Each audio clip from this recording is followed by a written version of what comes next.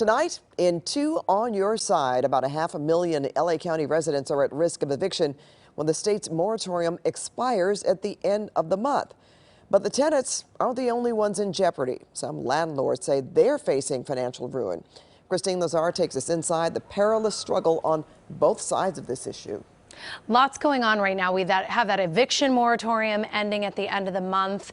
We have homelessness that's obviously on everyone's mind. We have people still getting back to work. We have unemployment ending. So there's a lot going on. Now, right now, that struggle is keeping both landlords and tenants up at night. Tenants facing COVID-caused economic hardship can't be evicted for that alone. But the constant worry is taking its toll. I don't want to become a housing refugee. I don't want to have to move to Phoenix or Utah. LA is my home. I live and work here. Writer Jalen Bailey has been a renter in Los Angeles for 20 years. In 2020, she says for the first time ever, she was unable to pay her rent. In May of last year, Jalen says her landlord demanded she and her partner move out of their Pasadena apartment. And the next day, I got an eviction notice at my front door. At the time, Jalen's partner was in the hospital fighting COVID. It is destroying our mental well-being. It's impeding my partner's ability to physically recover from a devastating illness.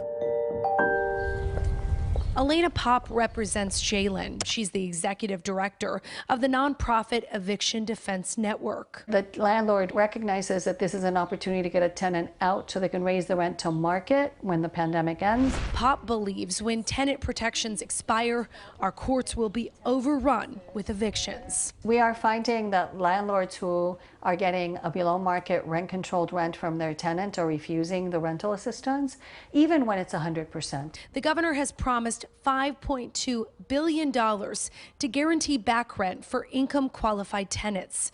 Jalen says she was awarded $25,000 in back rent from the state's Housing is Key program, but she says her landlord has refused to sign the paperwork. We didn't ask for this and we didn't do anything wrong. We just want a chance to begin to put the pieces of our lives back together again.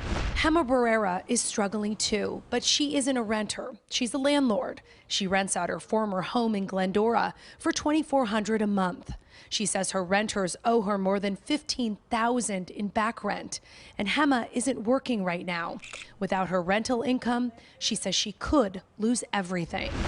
I'm strapped. I'm stressed out because I don't want to lose my house. Hema applied for rent relief both through the city and state, but she says her tenants have refused to certify that they've been financially impacted by COVID. If the tenant is not willing to comply, your application stays on a received status. Both Hema and Jalen represent what Pop says is something many have long ignored, the level of housing insecurity in California. And I think the pandemic has brought housing insecurity to the middle class. And I think that the place of housing rights in the spectrum of rights that need to be enforced is shifting and becoming more and more important. Though landlords cannot evict due to COVID hardship until the moratorium expires September 30th, they can evict for a variety of other reasons, such as breaking the terms of a lease. Before the pandemic, Pop says LA County saw more than 3,300 eviction filings per month. In April of 2020, that dropped to roughly 450 filings per month. Now she says we're hovering closer to 1,000 per month. If all the protections expire, the courts will absolutely be overrun with evictions. And where will all the renters go? Pop says we will see our homeless crisis worsen. Jalen says when their landlord tried to evict them last year, they looked for a new place. But comparable apartments were nearly twice what they pay. Why don't we leave? It's the same answer that we had a year ago, which is we don't have anywhere to go.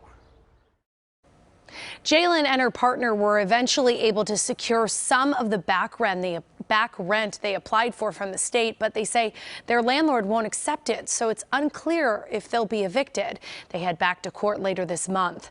I did reach out to the landlord's attorney, and he would not comment on it, calling it a pending case.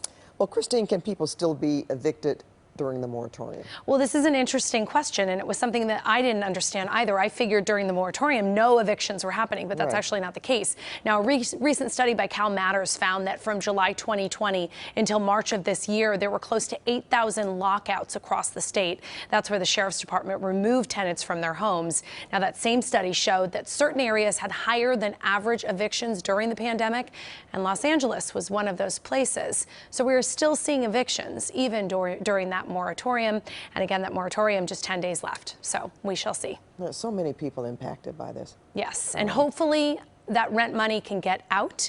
Not all of it has been distributed. In fact, Yeah. a small percentage of it has been. So once I think that money gets into the hands of both the landlords and the renters, things will be better. But let's just see if that happens, and quickly. We hope so.